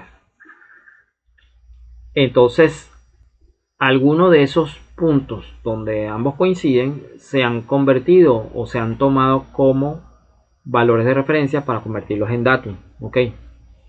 Entonces, eso es lo que se ha hecho. Entonces, en la medición se debe considerar dos tipos de datum. Tenemos un datum horizontal, ¿ok? El cual forma la base para los cálculos de posiciones horizontales que consideran la curvatura de la Tierra. Y está también el datum vertical, que en este caso es el que se toma en cuenta para considerar cuál es el punto de referencia para medir las elevaciones. Ustedes siempre habrán escuchado que, bueno, la altura sobre el nivel del mar, eso significa que hay alturas que están referidas al nivel medio del mar, pero también pueden haber alturas elipsoidales que están referidas al centro, con respecto al centro de la Tierra, ¿ok? Entonces ese es otro dato. Históricamente los datos horizontales eran definidos por un elipsoide, ¿ok? Y una relación entre el elipsoide y el punto en la superficie topográfica establecido como origen del dato, ¿ok? Y bueno, generalmente, y más no necesario, esta relación se puede definir por 5 cantidades, ¿ok? Que ya conocemos como la longitud, la latitud y la altura, ¿ok? Pero también están las componentes de la desviación del datum, ¿ok? Del datum vertical y en el origen y el azimut geodésico de una línea, ¿ok? Desde el origen hasta algún punto, ¿ok? El sistema GPS, por ejemplo, es un sistema que también lo vamos a ver acá en la próxima clase. Y él se basa, o sea, las mediciones están basadas al datum y al elipsoide WGS84, que es uno que es universal, o sea, dentro del para la Tierra, ¿ok? Es el estándar, pues, que se está usando últimamente y es un sistema de referencia geocéntrico, ¿ok? Que toma en cuenta como datum un punto situado en el centroide terrestre. Ok. En los sistemas más clásicos, en los que el datum tiene por objetivo el desarrollo de la cartografía de una zona concreta, o sea, una zona en particular, siempre se había utilizado los sistemas de referencias locales, ¿ok? Y estos se definen utilizando un punto conocido como punto astronómico fundamental o simplemente punto fundamental, ¿ok? En este punto, la superficie tanto del elizoide como el geoide, ya dijimos que se hacen coincidir, ¿ok? Y bueno, es importante considerar que no es un origen de coordenadas como tal, sino un punto que se toma como referencia, a partir del cual se calcula el resto de los puntos eh, cuando se trabaja en ese datum. ¿Okay? Es un punto simplemente que se toma de referencia, pero no es un punto necesariamente un punto de origen. ¿Okay? En ese punto fundamental coincide el elizoide con la superficie real de la Tierra, así como en ese punto también las coordenadas astronómicas, es decir, las del punto fundamental, y las coordenadas geodésicas que son las de la Tierra. Pues. ¿Okay? Entonces aquí, por ejemplo, vemos representado el elizoide con líneas segmentadas, ¿verdad? Y vemos la región sombreada de verde claro, ¿ok? Este, el punto donde ambas superficies se hacen coincidir o donde coinciden, a ese punto se le conoce como un punto astronómico fundamental. Pueden haber varios, o sea, no es uno solo, sino que este se toma en cuenta porque este de pronto está ubicado en una parte cercana a, qué sé yo, una región cualquiera que ustedes se imaginen sobre la superficie terrestre. Este, Justamente en ese punto coincidió que se hacían, o sea, se superponían tanto el elizoide como el geoide, pues. Y entonces ese punto se tomó como en cuenta como un punto fundamental. Entonces, de acuerdo a eso, ese punto se puede transformar como un datum local. Pero si no fuese así, también se pudiera utilizar un punto, el punto en el centroide terrestre, ok, que te toma también como un punto de referencia, y en ese caso ya el datum no sería un datum local, sería un datum geocéntrico.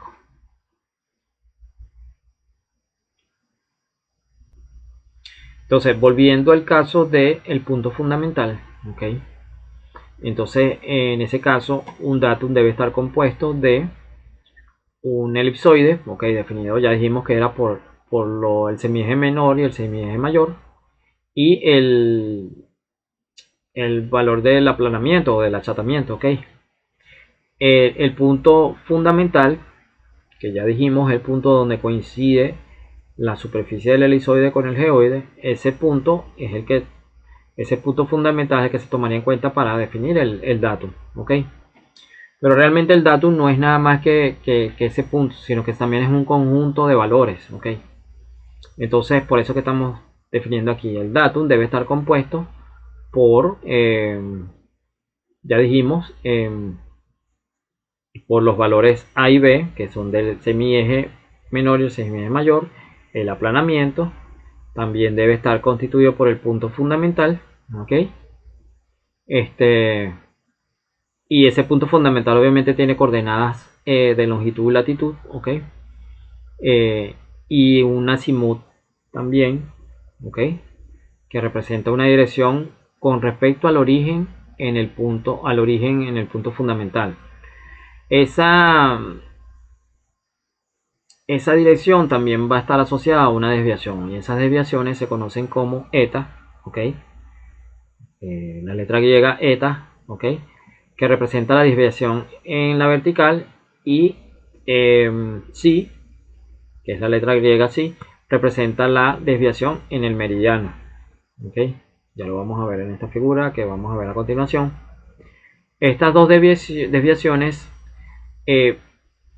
son el resultado de que no coincide la vertical, que es perpendicular al geoide. Ya dijimos que el geoide es esta superficie que está acá, ¿ok? Entonces, la línea de gravedad en algunos puntos va dirigida hacia el centro, pero en otras partes, como es siempre perpendicular a la superficie del geoide, en algunas partes no coincide, pues, ¿ok? Entonces, el resultado de eso en este punto fundamental va a ser que esa línea no va a coincidir con el centro del elipsoide, ¿ok? Entonces, estas dos desviaciones definidas vienen dadas al no coincidir la vertical perpendicular al geoide trazada por el punto fundamental con la vertical perpendicular al geoide, ¿ok? Entonces, fíjense,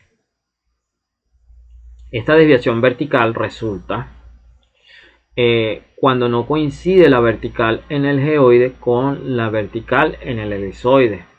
O sea, si este es el geoide, la perpendicular a esta, o sea, la vertical obviamente, fíjense dónde va a cortar, pues al radio ecuatorial, ok, lo corta acá. Entonces obviamente no están alineados. O sea, si fuese una esfera perfecta, obviamente esta perpendicular pasará por el centro de la esfera, obviamente, porque ya no sería un elipsoide. Pero eso es lo que sucede. Entonces no pasa por la perpendicular al elipsoide, por el centro de la hélice de revolución, que genera obviamente a ese elipsoide. Aquí lo vemos con más detalle.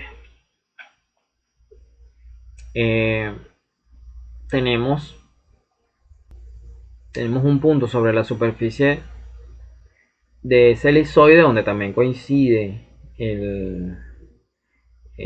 ¿cómo se llama? El geoide, ok, y es conocido como el punto fundamental, ok, este que está acá.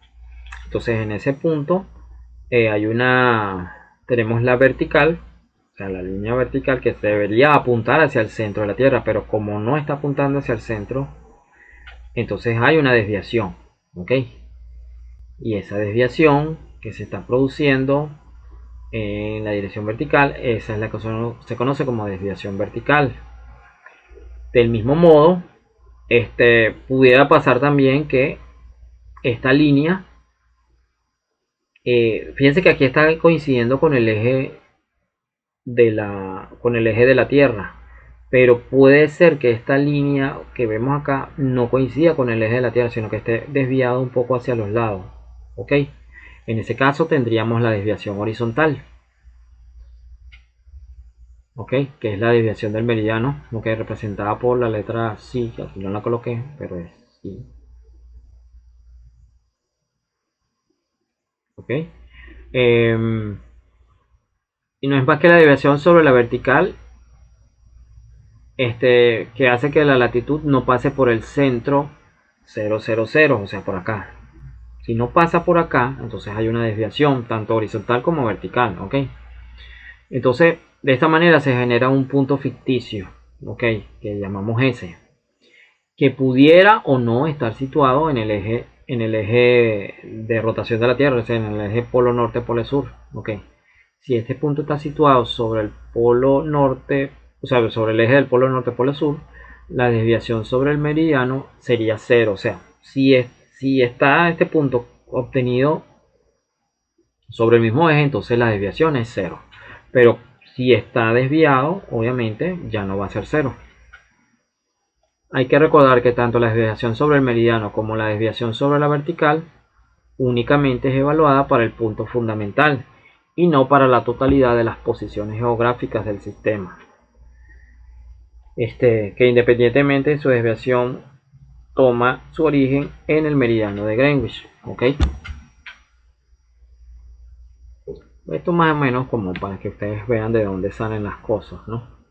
No quiere decir que esto lo vayamos a calcular, pero por lo menos para que vean de dónde sale lo que es un datum. Entienden más o menos de qué es un datum. Ok. Sin embargo, en años recientes, ¿no? Se han desarrollado sistemas de referencia geocéntricos que son de naturaleza global, ¿ok? Los cuales son definidos para su aplicación en todo el planeta, ¿ok? Estos son los que se conocen como sistemas de coordenadas geocéntricos, ¿ok? Los cuales no requieren de punto astronómico, o sea, ya esto quedaría obsoleto, ¿ok? Por el contrario, su posición respecto al geoide se define por la orientación de sus ejes cartesianos y su origen con el centro de masas del planeta. ¿Ok? Entonces, esos tipos de sistemas están referidos al centro de masa terrestre, como es el caso del sistema WGS-84, que es el más conocido y más utilizado actualmente. Una vez que se define el datum, ok, ya se puede elaborar la cartografía de cualquier punto sobre la superficie terrestre. Ok, pues se tienen unos parámetros de referencia que relacionan el punto de origen del geoide y del elizoide con su localización geográfica, así como la dirección del sistema. Ok, entonces esas son todas las características que me van a definir una localización totalmente completa de un punto sobre la superficie terrestre, cada uno de esos parámetros. Ok, entonces por eso es importante saber qué significa cada uno. En el caso de los sistemas de referencia geodésicos más populares, ok, o elizoides, estos son algunos de los ejemplos de sistemas geodésicos más utilizados. Como ya dijimos, el WGS-84 es el sistema geodésico mundial, que significa World Geodetic System, ok, de 1984. Ok, ED 50, que es el datum europeo. Está el ETRS 89, que es el sistema de referencia terrestre europeo del año 1989 y es muy parecido al WS84. Es muy utilizado ahorita con respecto al WS84. Está el NAD 83, ok, datum estadounidense que fue, ¿cómo se llama? Adoptado en 1983. También es muy similar al WGS84. El PESA 56, que es el Provisional Suramerican Datum, ¿ok? Que es el Datum Provisional Suramericano de 1956. CIRGAS, ¿ok? Que es el sistema de referencia geocéntrico para las Américas, ¿ok? En Venezuela, antes se utilizaba el Datum La Canoa, ¿ok? Pero y ese datum obviamente estaba referido al sistema provisional suramericano del año 1956. Sin embargo, a partir del año 2002 se implantó, o sea, se adoptó el nuevo sistema referido al sistema WG64 para la mayoría de las representaciones geodésicas en el territorio venezolano. Que en ese caso se utilizó el estándar internacional WGS84. ¿Okay? Localmente se conoce como CIRGAS REFBEN o simplemente se le llama REFBEN. Y bueno, aquí un resumen de ese artículo en el cual se hace mención a cómo se adoptó ese sistema en Venezuela. Ok, hasta acá sería la clase de hoy. De todas maneras, la próxima clase, que es continuación de este tema, ya hablaríamos de lo que son los sistemas de posicionamiento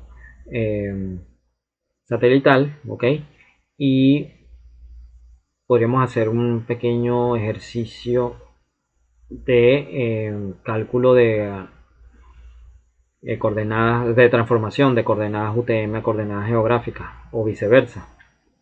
Entonces, para que más o menos tengamos una idea. Sin embargo, les repito que esto no es algo que vayamos a hacer